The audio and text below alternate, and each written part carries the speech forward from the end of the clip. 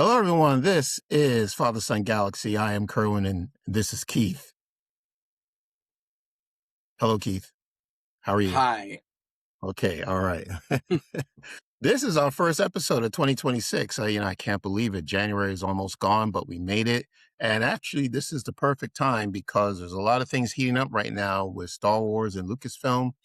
We got some Marvel news coming up. So thank you so much for joining us. If you're watching us or if you're listening to us, we really appreciate it. So let's get into it. So back on January the 15th, almost 2 weeks ago, Lucasfilm, there was an announcement from Lucasfilm that Kathleen Kennedy is stepping down.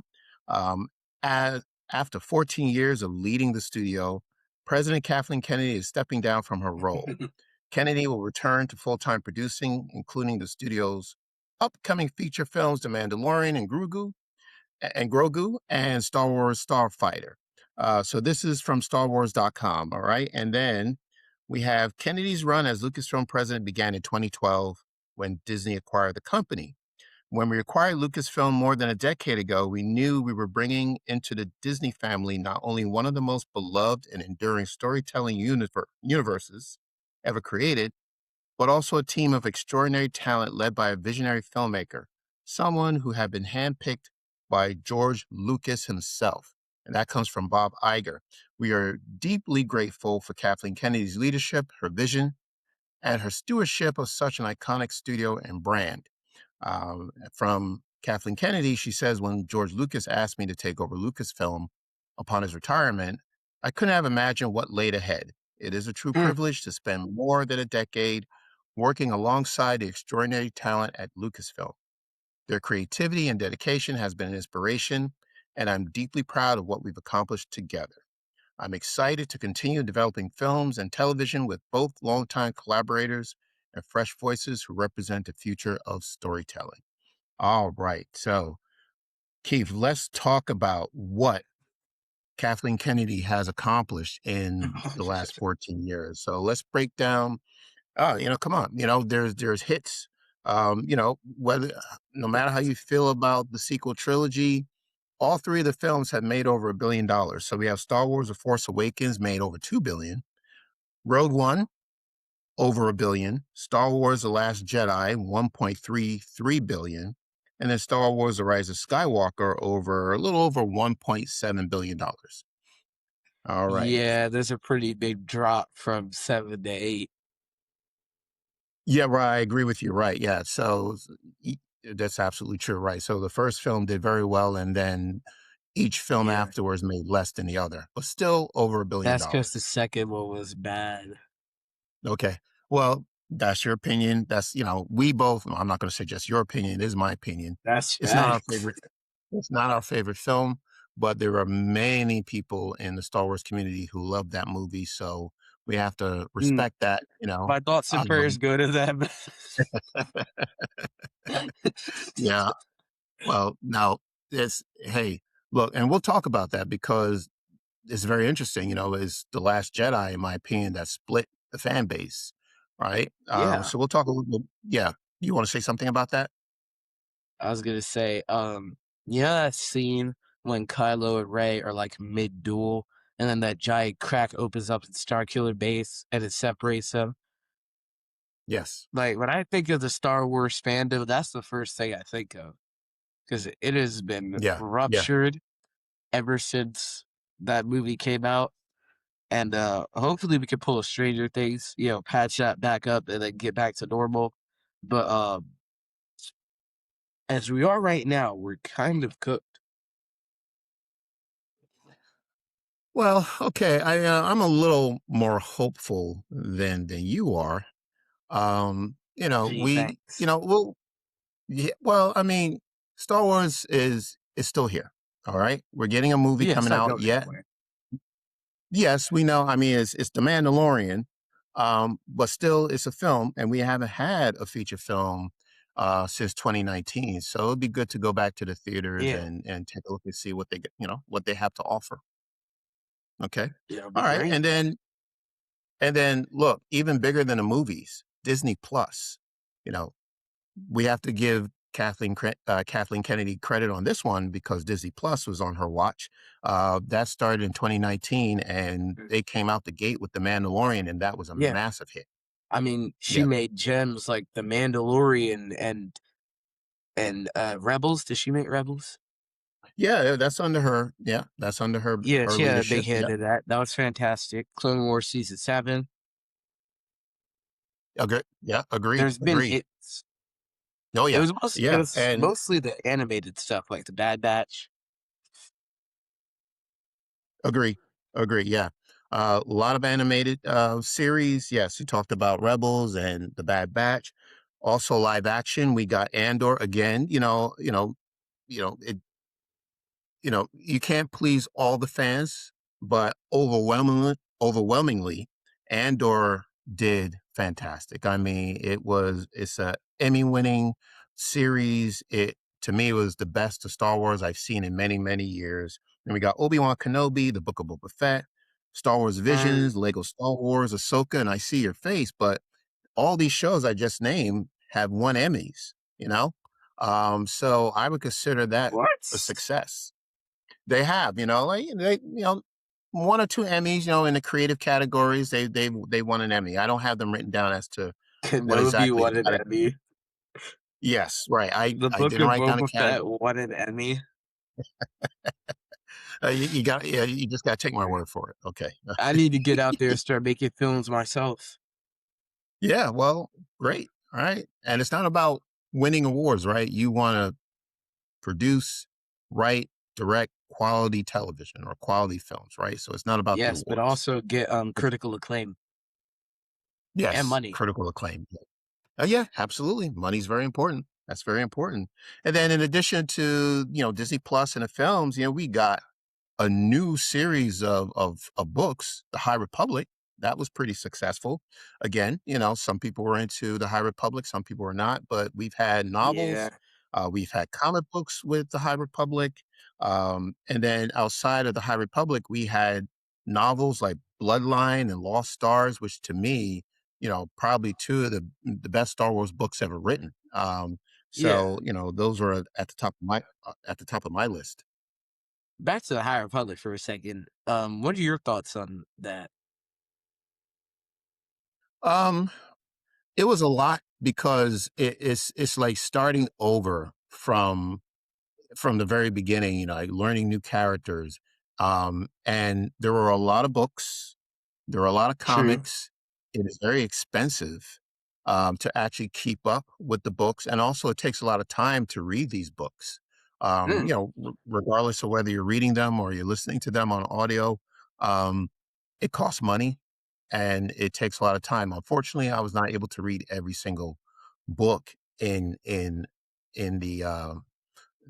High Republic, but I read a few. There were some that were very good, written by Charles Soule and Claudia Gray. Those stood out. I love the young novels written by Daniel Jose Older, wrote one, and yes. and Justina Ireland. So those are pretty good, Those and are that's how we great. were I love introduced those. to yeah, and that's how we were introduced to Vernestra Rowe. And to Yeah. me, I thought she was actually a standout in the High Republic Mm. characters. And Yeah. and speaking of Ernestra, can you see where I'm Okay, going we with didn't it? get there yet. We didn't get What there are yet. your Let's thoughts hold on the Acolyte, Keith, which came out let's under hold on. Kathleen Kennedy's Okay, leadership? we're not there yet. All right, let's go through the rest. Okay, so we have all right. We'll We save that also one. have yes. Okay. And one more item. So I talked about comic books. Besides the High Republic comic books, we had some very, very good series of comics during her run. So ones that stood out for me was War of the Bounty Hunters. I don't know if you read that, but that was like a massive crossover event. Bringing in Dr. Aphra and the Star Wars line and Darth Vader, bringing Boba Fett, all these characters together. It was, I enjoyed it very much. It was something I've never seen before. And then Crimson Reign, was I think it was a 5-part or 6-part series with Kira taking over Crimson Dawn after Darth Maul. So I thought that was really good. So those were standouts to me. Mm, All right. So of good stuff. course, we have to be. Go ahead. you have something to add? No, I just said good stuff. Yeah. Yeah. Now we got to be fair, and things didn't go perfectly, during those 14 years. There's some, those were the hits. Let's talk about the misses. All right. So, and I have Yay! a few, like I said, like no, nobody's perfect. Things, that were planned didn't happen or didn't go well. So let's talk about it. All right. So, Mm. um, one thing that stood out for me soon after The Force Awakens was released, um, they were looking to premiere the film in China. Okay. The post, Oh, yeah, the yup. I poster, remember if this. yeah, if seen the US poster of The Force Awakens, Finn, uh, very prominent character in The Force Awakens, had his image, clearly displayed on the poster, but the international poster, um, he was diminished.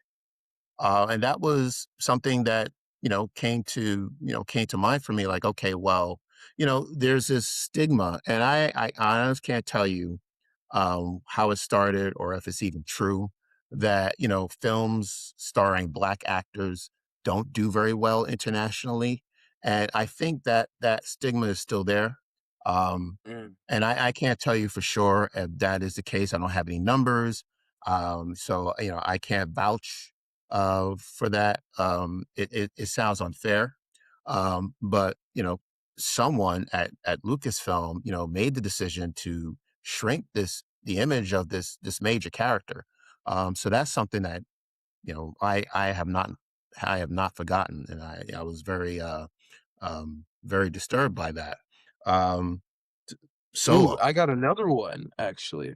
related to an actor. What do you have? So, you know how they had Ray, right? And she wasn't a very great character. So then they kind of went back to the OT and then they made The Mandalorian Yes. and stuff. So in The Mandalorian, in the first two seasons, Cara Dune is there, right? But then Gina Carano, I don't know what happened. She made some Yeah. wild tweet or something, and then Disney decided to Yeah. fire her. And Yeah. I don't think they really ever explained why she never showed up again in universe. I But don't think she did get they did. I fired, and think I there think was, she sued. yes, that is true. Now, it's actually a political um story as Yeah, I to know. why she was let go. But I do remember there was one line, I think in season three, where Din Djarin asked Grief Karga, well, where is Cara Dune? And he mentioned that she took a job somewhere. I don't even remember. It's just like a one line thing, and that was it. They moved on. Yeah, yeah, Yeah. Maybe yeah. she was a So, ranger at the New Republic. well, well, who knows? That was, we'll talk about that. That would have been We'll nice get to to, see. yeah, And yeah. speaking of So, Cara Dune, when they fired Gina Carano, that whole Rangers of the New Republic show kind of went out the window. yeah, yeah, you're right. As a matter of fact, so there are. So Mm, let's all right. yeah. Let's Let's get to the get to that. graveyard of announced shows. Next up, I'm gonna Well, mention Rogues. Yeah, I'm sorry. Say it again. You cut out. You're going to mention. yeah. Next up, I'm gonna mention Rogue Squadron. I think they're kind of still Yes. doing that with the Starfighter show, but I know they were trying to do that like in 2020. They had like a whole slate actually. Yeah, I remember, Keith. I'm glad you brought that up. So these are films that were announced, from Kathleen Kennedy herself. And I remember we were home, it was the pandemic, and they did some type of presentation, virtual It was like a presentation. slate. Yes, and Kennedy came out and she was excited and she had this slew of films that were in development and we were so excited by that. And if you list these films, you start off with Rogue Squadron. That was supposed to be directed by Patty Jenkins. Didn't happen. Mm. Rangers of the New Republic, again, Cara Dune, I believe was supposed to lead that show, and then what happened to Gina Carano that actually tanked that show. Lando, Donald Glover was Oh, writing a yeah. script. Yeah. That one, I don't even know what happened to that one. It just like quietly died. Yeah. Yeah. Yeah, And it did. then here's a bit of a wild one. Remember Ryan Johnson's trilogy? Yes. Yes. The trilogy, Ooh, right, which, I don't expect is gonna that one's happen. not happening. Yeah. You know what? So, Deadline did an exit I believe it was Deadline. Did I write down Deadline? Did an exit interview with Kathleen Kennedy, and she mentioned, she gave us an update on these films that I just mentioned, Rogue Squadron, Rangers of the New Republic, Lando. There are also films from Taika Waititi. There was supposed to be one from Benioff and Weiss, Ryan Johnson trilogy you just mentioned. All right, so the interview in Deadline, Kennedy said, I've got to, so the person who doing the interview asked her about these films that are, were announced years ago. And she said, I got to tread a bit carefully here. Jim Mangold and Beau Willimon. Oh, by the way, and don't forget about the 3 films that were announced just a few years ago. I think it was in 23, where we had a Dave Filoni was doing a movie, James Mangold and Charmaine Abi Chinoy was supposed to do a Ray movie. Remember that? Those 3 films? Yeah. Okay. So that Ray So movie is so going what's pretty much nowhere. yeah, well, so far. She says Jim Mangold and Beau Willimon wrote an incredible script, but it is definitely breaking the mold and it's on hold. Don't know what that means. Taika has Not turned in a script that I think is hilarious and great. It's not just my decision, especially I've got a foot out the door. Donald Glover has turned in a script.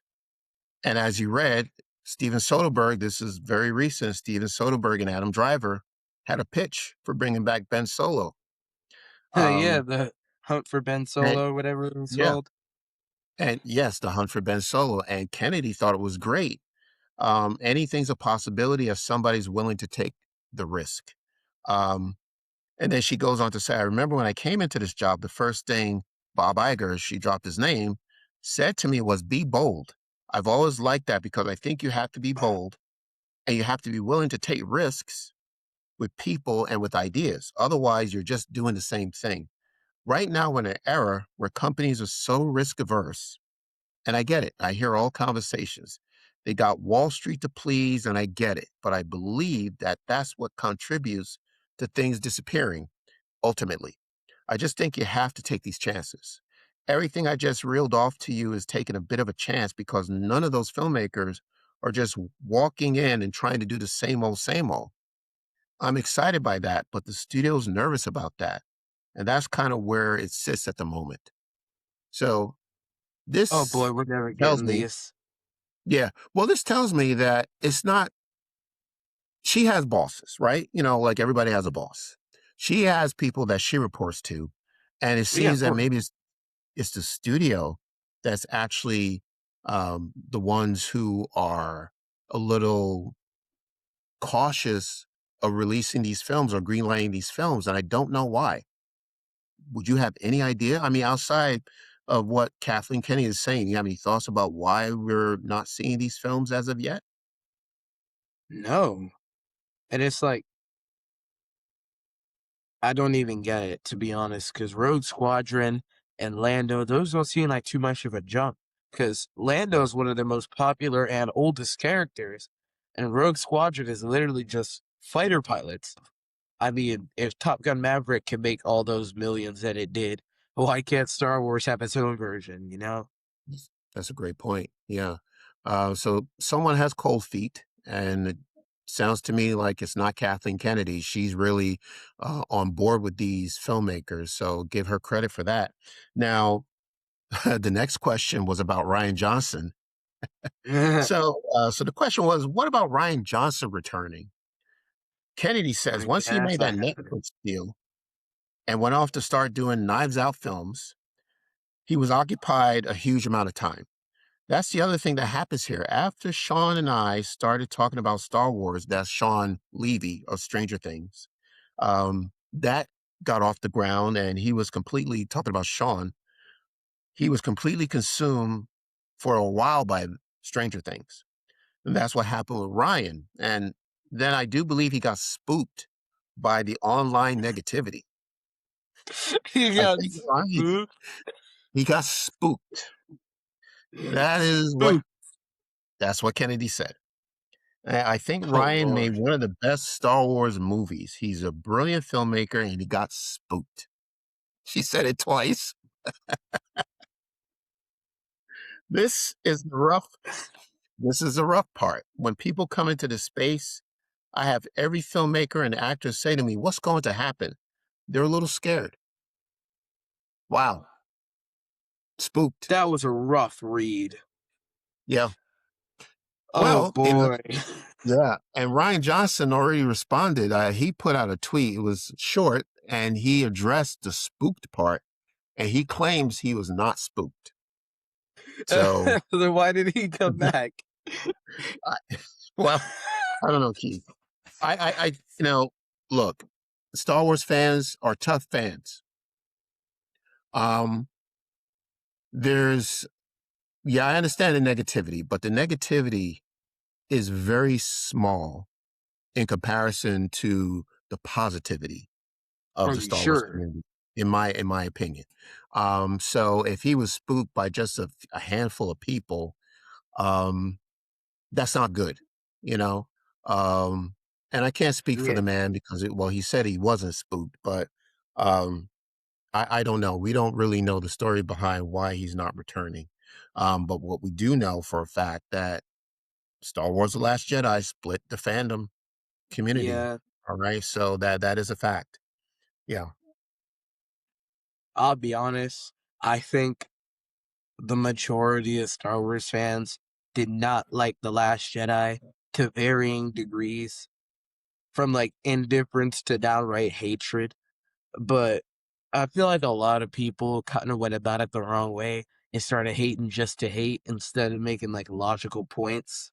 yeah, yeah. Well, there are some who are just hating just to hate. Yes, I agree.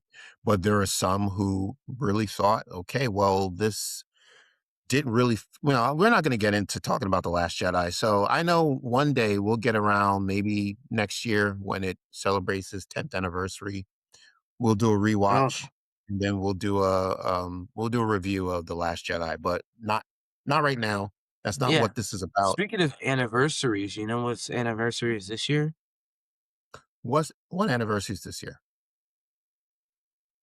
Rogue One. That's right. Yes, absolutely. We were definitely going to talk about Rogue One. Yes. Yes, and also Captain America Civil War. Yes. Yeah. Yeah. We have that on our list of things to talk about in a future episode. Very good. And a Yeah. season of Star Wars Rebels. A season of Star. I don't know if we're going to cover a season of Star Wars Rebels. Well, we'll talk about it. I Let's think it let's was stay season on. 2, and that was Say it like again. with the Duel of the Apprentice one. Oh, that was a good one. That's a good Yeah. one. All right, we'll talk about that. All right, so let's talk about the transition team. Who is taking Kathleen Kennedy's place? Let's find out. All right, so let's start with it's two presidents actually, not just one, but it's two. Lynwen Brennan. She is a co-president of Lucasfilm. Um, well, she will be the co-president. Well, she is now the co-president of Lucasfilm. Now, I don't know exactly when Kathleen Kennedy is leaving, but Lynwen Brennan I don't think has she does been either. uh, she has been given the title of co-president. So I want to read a little bit about her bio. This is off of Lucasfilm's website. As president and general manager of Lucasfilm Businesses, Lynwen Brennan oversees all divisions, including Lucasfilm, Industrial Light and Magic, and Skywalker Sound. Very cool. Her career with Lucasfilm started in 1999 with her role as a technical area leader for the computer graphics technical directors in Lucasfilm's storied visual effects company, ILM. She rose to the Nice. ranks and become, yeah, ILM. That's decent. She rose to the ranks to become president of ILM in 2009. She received an honor from the British Empire, Commander of the Most Excellent Order, for her contributions in support of the UK's visual effects industry. She also received a 2019 Special Award for Outstanding Contribution to Film and Television for the British Academy of Film and Television Arts in Wales. And she's also a member of the Academy of Motion Pictures Arts and Sciences and the British Academy of Film and Television Arts, which is pretty cool. Prior to joining Lucasfilm, she had 10 years of experience in visual effects software development at companies such as Parallax Software, Avid Technology, and Alias Wavefront. So she's highly qualified. All right. True. Yeah. So she is co-president. And, she has a Bachelor of Science and she received an honorary degree. Um, very, very, very nice resume there. Dave Filoni, President and Chief Creative Officer. That is his new title. All right. So we know about Dave Filoni. He's worked with George Lucas. He was a mentor since 2005 when they worked together to develop Lucasfilm animation. He is best known for his animated series, The Clone Wars, Star Wars Rebels, The Bad Batch, Tales of the Jedi. Um, what do you think about Dave Filoni taking over as president and chief creative officer? I don't think I've made an opinion yet, but Okay. this could go multiple ways. It could be good, or it could be like catastrophically bad. Mm-hmm. Yep. Okay. In what way? Tell me. Well, with Dave Filoni being leader, he has been responsible for a couple of canon breaking incidents, specifically in the Clone Wars. Like, there's just a lot of odd stuff going on between that and Legends before it went non-canon, and then just other stuff in the Star Wars mythos. That's like the first thing I could point to. Good point. Yeah. Right. And Okay. also, um, you know how Ahsoka has been around for like 30 in-universe years? Because her arc kind of ended in the Clone Wars, and then she came back in Rebels, and then she kind of died, and then they brought her back at the end of Rebels, and then she went off to go look for Ezra, and then she found Ezra, but now she's stranded, and then there's going to be a season 2 of Ahsoka. Mm-hmm. So Ahsoka's kind of like Dave Filoni's original character, and he's been Right. jumping through hoops to keep her alive for decades. And Yes. I just hope that doesn't happen to any other characters he has a hand in making, because Yeah. otherwise the universe is going to get a lot more crowded and I stakes see. are going to die. Mm-hmm. The Okay. stakes are going to be lower than ever. Okay. Um, I hear what you're saying. Anything else? I didn't want to interrupt you. Okay. So What are your thoughts? yeah, right. Ahsoka, yes, we know for sure Ahsoka is a character that is really near and dear to his heart. Yep. And you could tell that because um, this The upcoming season actor. 2, Filoni has written all of the episodes. I don't know how many there are, but from Kathleen Kennedy's interview, he has written every single episode, and I think he's directed half of those episodes. Also, Um, he's been at the lab with this one. Yeah, and this is his story, and this is his character. One of the things that concerns me is that there isn't a writer's room, and I think we talked about this a couple of years back. Wait, That I so he's think, the only one who wrote these episodes? yes, as far as I know, he is the Oh sole writer. no. Now, Oh no, now, no, I no, look. I no. don't know how it works. I'm sure he still has the creative team at Lucasfilm to help him, but he is the one writing the screenplays, if I'm understanding correctly. And then one of the things I've talked about with any series, any show, um, every show should have a writer's room. And what I mean by that is you should have multiple screenwriters, writing these episodes, not just one person writing the episodes. Because I feel that if you have just the one person, things can get stale or the stories can maybe get a little boring. um, Agreed. so yeah, so that was one of the things I ran into with the first season of Ahsoka, and I thought, there were some episodes that were better than others, and there were some Yeah. And moments very in confusing Ahsoka, writing. yeah, and there were some moments in Ahsoka where I felt, okay, well, they could have given us more, like I think they're like trying to save the best, or for season 2, and I don't understand why creators do Yeah. that. Like they assume that there's going to be a season 2. So why don't we just leave the best stuff in season 2 and just give them something in season 1? But Yeah. And see, I here's the think, look, go ahead. Yeah, here's the problem with that mentality. Most of these shows don't get season 2. So if you look at the track record, out of all the live action shows, the only ones to get season 2s were The Mandalorian and Andor, and they're both done. And I Yes. guess Andor was perfectly fine in its second season to the majority, but Mandalorian had a pretty big drop in quality from season 2 to 3.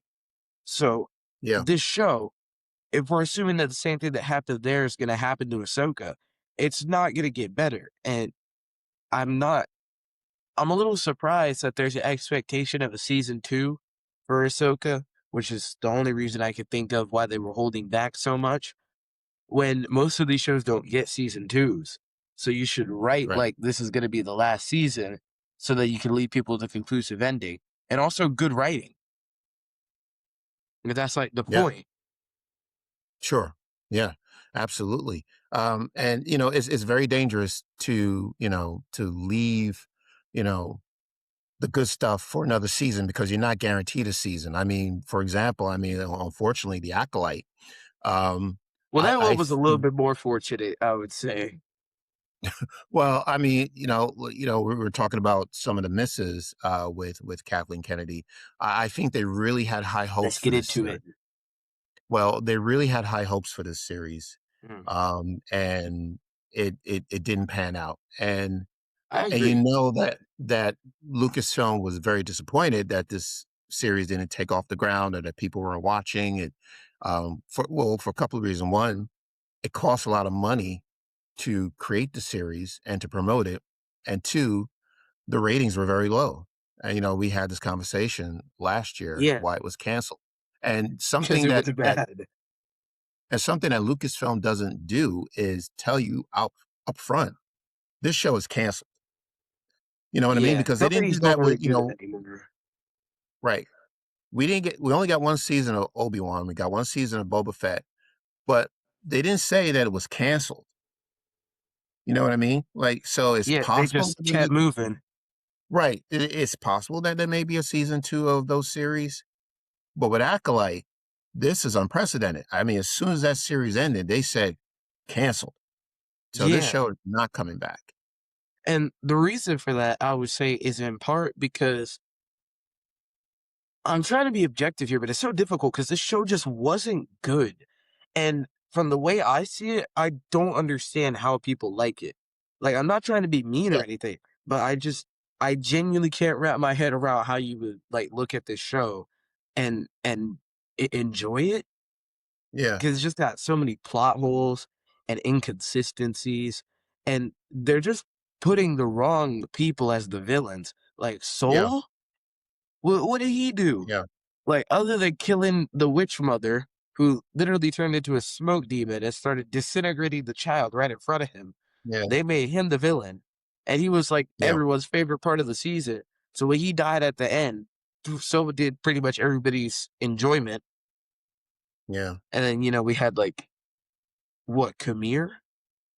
Oh, I didn't even like him Yeah. that much. Like, he was chill, Yeah. but I wish they would have made him Kylo Ren instead of putting him in the Acolyte. And Yeah. then Well, I will credit the show though. It did a bold move by killing off like half the main cast at the halfway point of the show. That was interesting. I thought that was pretty, not cool, but like an interesting choice. But they didn't really do much with it from there. It's yeah. not like that was massively impacting. So, Hmm. and then Well, the end of the show, the lie was worse than if you just told the truth, which made everything that little bit worse. But I'm done complaining about the Acolyte. Let's move on. yeah. Yeah. Let's move on. Okay. So we also had Solo, a Star Wars story, which we talked about the sequel trilogy making over $1 billion. Solo only made $393, $393 million Good globally. lord. Yeah, 393 million. Indiana Jones and the Dial of Destiny made $384 million. So that was also a box office disappointment.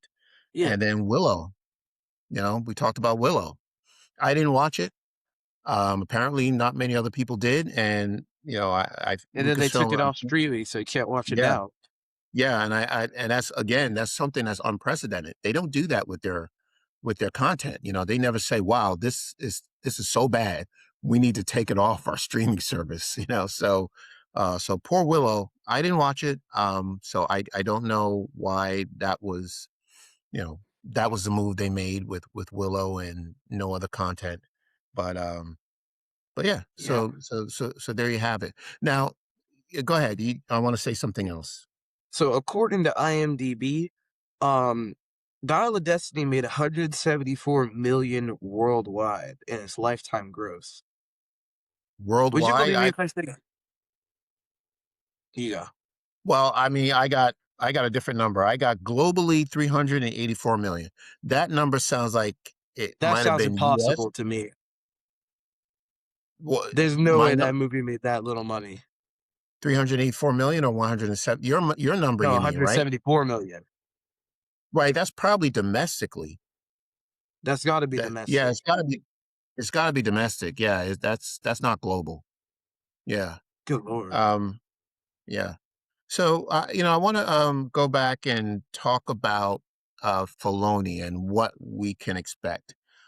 I'm seeing well, what I'm seeing with Filoni is he is enjoying telling stories taking place between episode 6 and 7. So, because you have that gap of Yes. 35 years, right? Or 35 years between the movies. Um, I think he's going to stay in this era for quite a while. Yeah, as long as possible, from what I can see, Yeah, which is yeah. Well, yeah. Well, I think that's good. Now, of course, we have Starfighter. I think that takes place after episode 9, which is great. But Filoni, I think, as far as maybe future animated series or live action, I think he's going to stay in this era, and I think that's a great yeah, idea because one, which is you know, kind of wild because it's funny because it's like they butchered the years that followed. So now they just kind of got this middle ground between the sequels and the original trilogy that they can work with, where they still have all the OT characters, but none of the problems that the sequels brought. So yeah, that's kind of like the golden age, I would say. right, right. But they I got to move on at some point because they're going to fill up those years. There are some Star Wars fans that are done with Skywalker stories. Um, I don't think we're going to be done with Skywalker stories. I I'm mean, talking about me, would love another Skywalker story, and I think we will get one. And it may just be an animated series. So, in other words, I want to see Han, Luke, and Leia back, and I want to see them after Episode 6. And how do you I don't suppose think, they're going to do that? well, recasting is inevitable, and I'm not saying it's going to happen anytime soon. It'll probably be 5 years from now, 10 years from now, where we'll see a new cast of actors playing these roles. But for now, I think what we're going to see sooner than that is an animated series featuring Han, Luke, and Leia. That's Well, that's not a bad idea. Yeah, The only thing is, I don't think if they recast, that would be a good idea. Because the only character they've recast so far, I think, is Han. Like, when I say recast, I mean like transferring from yeah. live action to live action. Because obviously all the Clone Wars characters had to be recasted, but they put them in live action.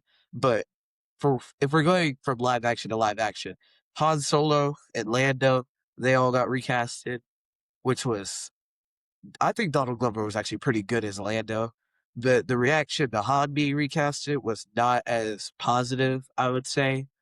So I don't think Lucasfilm would be as willing to dip their toes back into the recasting waters for a while. Well, that's interesting. I can't say I agree with you on that. Now, and it's funny, but Kathleen Kennedy, one of the regrets that she had, talking about the exit interview, she thought that it was a bad idea to do a solo movie because it's hard to see anybody else but Harrison Ford playing solo. Exactly. But in my opinion, I don't think that's the reason why the movie failed at the box office. What is it? I think it didn't do well because it just wasn't a great story. they didn't really give us, if you look at the movie, it was a good movie, but it was nothing like groundbreaking. Like, wow, saw something about Han Solo we didn't know. There was nothing really there. There's nothing really revealing Yeah. about young Han Solo. You know what I Actually, mean? they Like, kind of made it um, worse. I, well, I don't know about making it worse, but I don't think they Well, really there's one added specific anything point. to what is that? Well, yeah, like you know how in Captain Marvel they showed how Nick Fury lost that eye, and it was really embarrassing because Yeah, he lost it to like a cat, which is something right. none of us needed to Which was know. cool. They did the same Right. thing with Han But because they went back and they gave us the origin of his last name because yeah, apparently he which was just never terrible. had one. And then this Imperial Yeah, guy was like Han Solo because he was right, alone, and that just right. kind of ruined it for me. That I hope they retcon that honestly because that feels like such a odd inclusion. Yeah.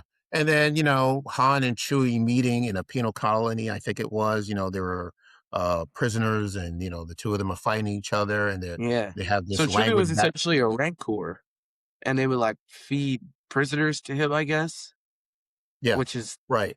horrifying to think about. And then, when Chewie, Chewbacca, tells Solo his name, Chewbacca, Solo says, well, that's a long name. I'm going to call you something else. I'll call you Chewie. Okay. Okay. It's like, I all mean, it's right, like that was well, a I logical don't think it was, conclusion to why he calls him that. yeah. Yeah, I don't know why that was necessary for us to know why Han calls Chewbacca Chewie. It just makes sense. So anyway, so it had But nothing at to the do same with time, they did have a nice lore inclusion. You know, when L3 got uploaded into the computer system for the Falcon, I thought that was pretty yeah, cool. that was cool. Yeah, that was good. That was good. And you got to see the Falcon. We talked about this before. I'm still confused with, what that 12 parsecs thing was about. Oh I boy. I don't want to Yeah, the go into Kessel that. Run I just scene thought, definitely ruined it. yeah, it So is actually, not what I looking thought. back, they had a lot of not great lore inclusions to Han Solo. I think that might have Yeah. added to the problem because there's some Yeah. stuff about his backstory that we just didn't need to be shown. Yeah. Yeah. I yeah. So again, Alden Ehrenreich, I thought did a very good job playing Solo. I liked him. I liked him in the role. So has nothing to do with people not ready to see someone else playing Solo. I think it needed a better film. So getting back to Filoni, I see him, he knows Star Wars in and out better than anybody, at Lucasfilm. Um, he loves Star Wars and he understands the lore. He has worked with George Lucas. And I think that he's going to honor some of these legacy books, like the ones that were once canon and now they're legacy. He's going to pick and choose what he wants to bring back to canon. And I would not be surprised if he decided to bring back Heir to the Empire. So there's a trilogy, that took place after episode 6 with our three leads, and Thrawn is the baddie. Um, Ooh. Well, I wouldn't be Thrawn's a little surprised bit if occupied. well, yeah, but but this is a backstory. I mean, this will be well, okay, I see what you're saying. It's not really a backstory because Thrawn is already there. I don't know. Yeah, that's a good point. I think, well, regardless if it's Heir of the Empire, I think Han, Luke, and Leia are going to come back. And the best way to bring them back is, through an animated series. That's my take. And then, Yeah, I agree. if I could say this before you go on, um, Galaxy's Edge. I don't know if you know this, but they're Yeah, changing I over. heard. Yeah. So, we went there, that was excellent. A lot of fun. We rode the Rise of the Resistance and then the Falcon. That was excellent. But now they're changing over and bringing back the legacy characters, you know, um, for two reasons. One, because I think Dave Filoni is now in charge and he likes Mm. the legacy characters. And two, they're looking to celebrate the 50th anniversary of Star Wars next year. So this all And makes 3, sense. the OT characters were better and more iconic. There you go. I It's a I couldn't layup, agree with you honestly. more. And, I coming up on agree. Yeah. 50 So years, that's massive, and they're bringing celebrations absolutely. back to, the US this year LA. next Yeah. year. Yeah. Next year. Yeah. So, So, and yeah, I you mean, go. can you imagine like going back to Galaxy's Edge and seeing Darth Vader walking around, walking the That'd be grounds, awesome. I would Yeah. love that. So absolutely. So, but we'll see. I think Star Wars is in good hands. Dave, like again, if he's sharing the wealth, bringing in a group of screenwriters and producers and people with creative ideas, I think Star Wars has a future. All right. Speaking of future, let's move on. We got a new series coming up. Maul, Shadow Star Lord, Wars Maul Shadow Lord. All right. So a trailer just spooky. dropped a couple of days ago. It looks fantastic. I think it's probably the best, just from what I saw, it looks like the best animation that they have ever done. I love the red. What do you think? I agree. I think the colors were very well done. Yeah. Mm. So what So, do you think the show's gonna be about? well, I'll tell you because I got this off of StarWars.com. So, the show is this is from the executive producer, Brad Rao. He says the show is highly serialized, very connected all the way through. The tagline says Maul seeks an apprentice to aid him in his plot to rebuild his criminal syndicate and enact revenge. All right. Uh-oh. Yeah. Executive producer Matt Michnovitz. We are familiar with Matt. Describes the series as super fast paced. We wanted to create an action packed thrill ride, something that had the rush of a roller coaster.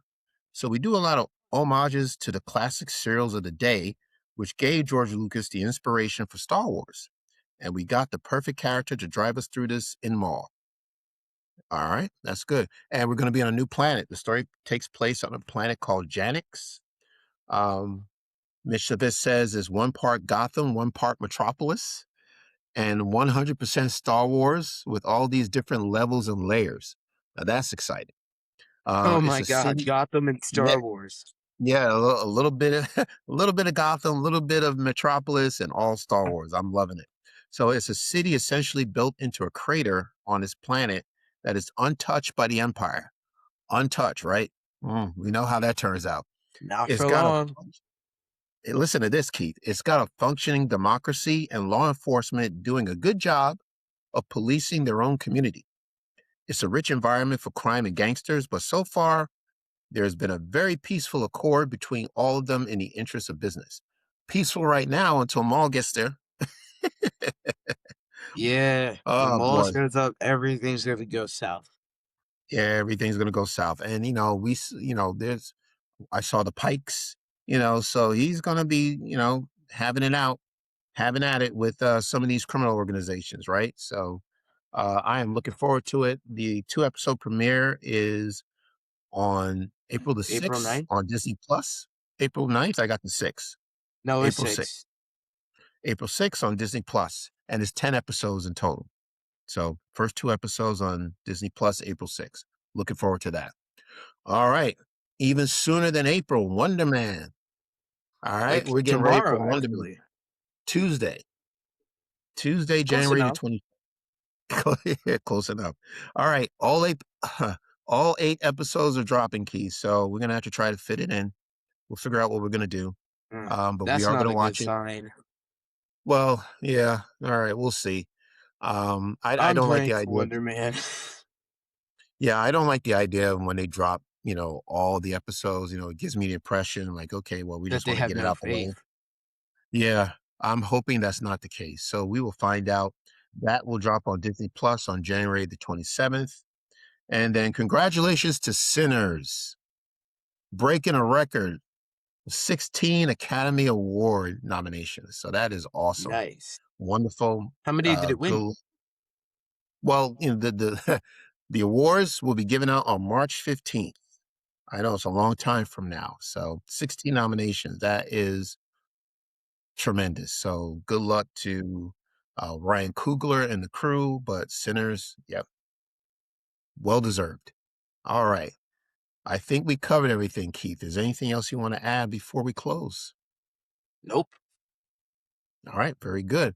All right, so we're so glad that we're back. It's a new year, and we've got a lot of ideas coming up for 2026. So we hope you'll stay with us and continue to watch us or listen to us. Keith, where can people find us? You can find us wherever you get your podcasts. Our socials are Facebook, Twitter, and Instagram at Father.Son.Galaxy. Our website is Father.Son.Galaxy.com. Please check out our merch store, Father.Son.Galaxy.myspreadsshop.com, and our Patreon page, patreon.com/Father.Son.Galaxy. All right, excellent. So thank you so much, everyone. We are really excited for the new year. We look forward to speaking with you, either through comments, as a matter of fact, please leave comments anywhere on your social. Leave it on Apple Podcasts. That's where we are. That's where most of our audio ship is. Leave a comment there. You can leave a comment on YouTube. Please, we want to speak to you. We want to talk to you. We want to have a dialogue because there's a lot going on with Disney, Marvel, um, Star Wars. We also got DC coming up as well. So all three of them. Star Wars, DC, and Marvel. We got a lot of material to cover this year. So we hope you'll join us on future episodes. All right. So thank you very much. This is Father-Son Galaxy. Until next time, take care, and we will see And you we will again. see you again.